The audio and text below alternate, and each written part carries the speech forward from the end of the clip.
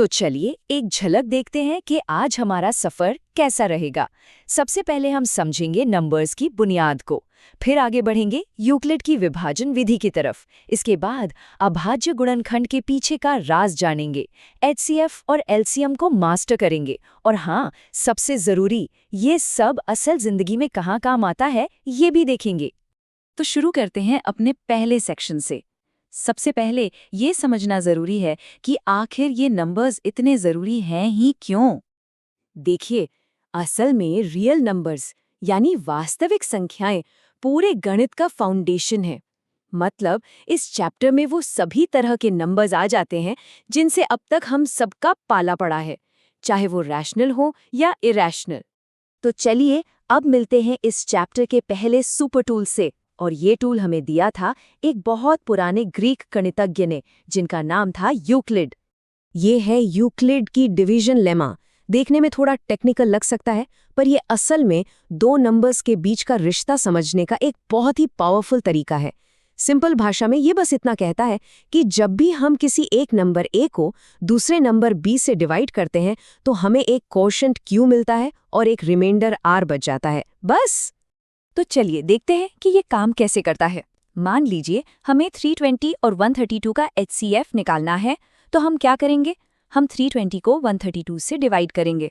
Result क्या आया?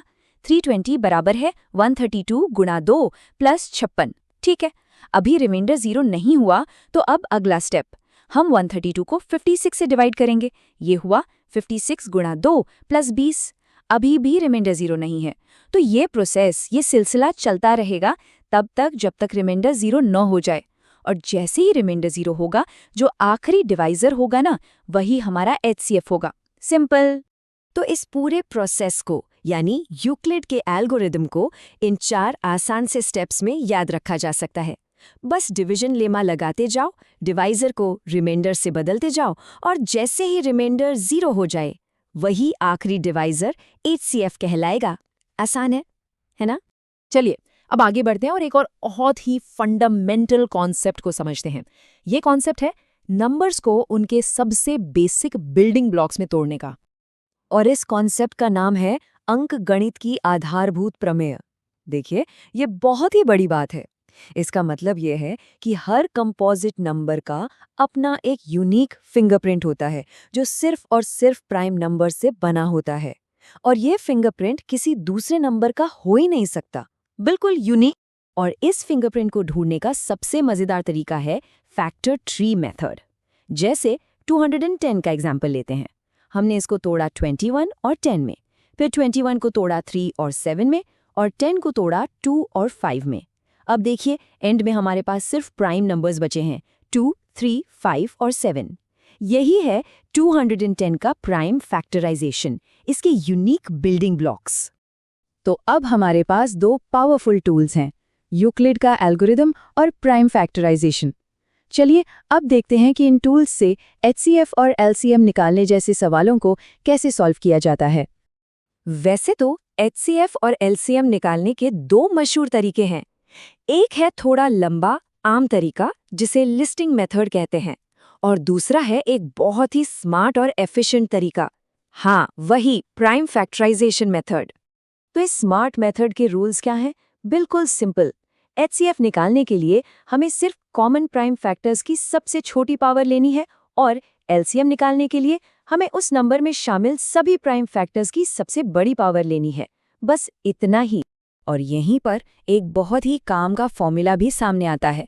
ये याद रखना बहुत ज़रूरी है कि कोई भी 2 नंबर्स के लिए उनके एचसीएफ और एलसीएम का प्रोडक्ट हमेशा उन दोनों नंबर्स के प्रोडक्ट के बराबर होता है। एग्जाम्पल के लिए 12 और 18 को लें। इनका एचसीएफ है 6 और एलसीएम है 36। तो 6 गुना 36 कितना हुआ? 216। और 12 गुना 18 वो भी 216 होता है ना कमाल का फॉर्मूला? तो चलिए अब आते हैं सबसे ज़रूरी सवाल पर कि ये सारा गणित, ये एचसीएफ, एलसीएम, प्राइम नंबर्स आखिर किताबों के बाहर हमारी रियल लाइफ में इस्तेमाल कहाँ होता है? चलिए पर्दा उठाते हैं। सोचिए, एचसीएफ कब काम आता है? जब भी चीज़ों को सबसे बड़े पॉसिबल इक्वल ग्रुप्स में बांटना हो। वही मिठाइयों वाला एग्जाम्पल याद है?